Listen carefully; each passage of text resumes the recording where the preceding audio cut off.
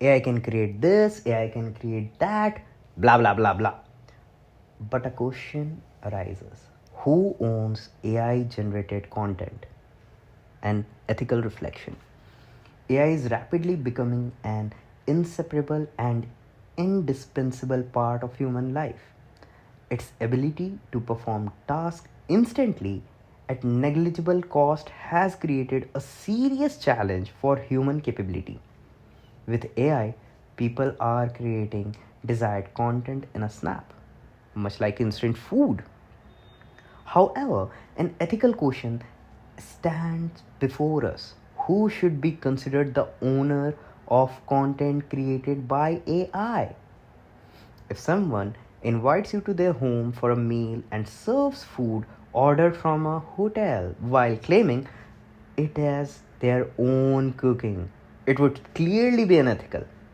But if someone prepares a dish by instructing their servant step by step and then says, "I prepared this dish myself," the matter becomes more complex. From an ethical standpoint, it is difficult to decide who should truly be considered the creator of the dish.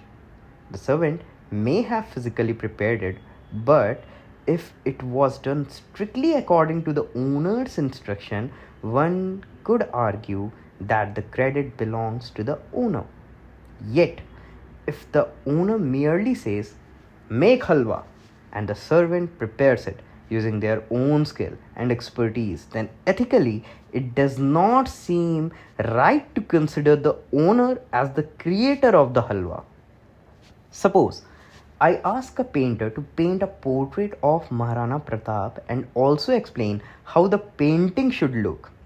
After the painting is completed, I suggest further modifications.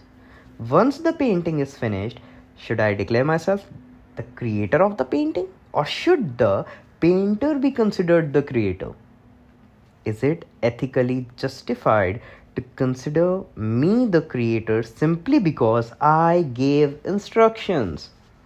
It is entirely possible that although I gave technical suggestions due to my aesthetic sense, I may not possess the artistic skill to translate those suggestions into a painting.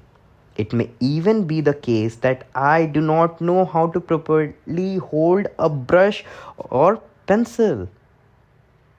A thinker might even argue that the true creator of the painting is neither the one who gave instructions nor the painter who followed them, but rather the materials, canvas, paper, colors, brush, through which the painting came into existence. In 1945, millions of people were killed by the atomic bomb dropped on Japan. Who was responsible for this crime? The bomb itself? The scientist who helped create it? The then US president who ordered its use? The soldiers who dropped it? Or Japan itself for creating the circumstances that led to it? In the Mahabharata, Yudhishthir lost everything in gambling, including his wife Draupadi. On Duryodhan's command, Dushasan dragged her into the royal court and subjected her to inhuman humiliation. Hundreds of kings, along with elders such as Bhishma, Dronacharya, and Dhritarashtra, watched silently. Who bears the moral responsibility for this act? The silent spectators?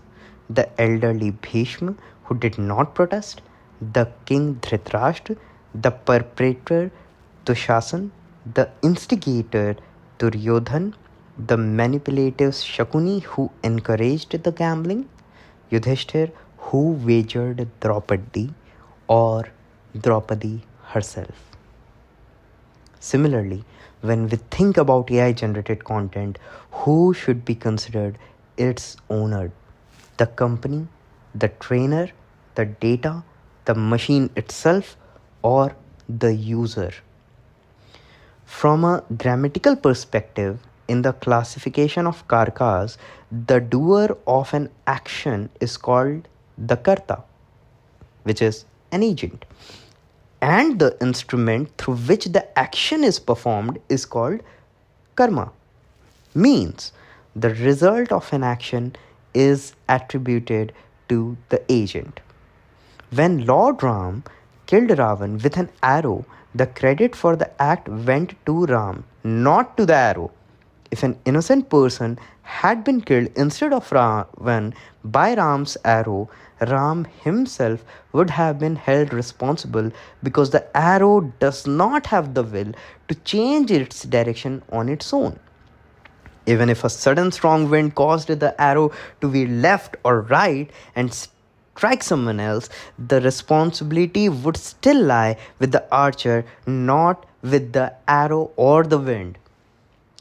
Thus, amid many subtleties, a practical ethical conclusion may be accepted. The owner of AI generated content is the user, and the user should be held responsible for both the good and bad outcomes of such creations. However, one ethical question still remains regarding the user. If someone creates content entirely through AI and while hiding this fact declares themselves the original creator of the work, should such a person be considered honest, dishonest, or merely commercially intelligent?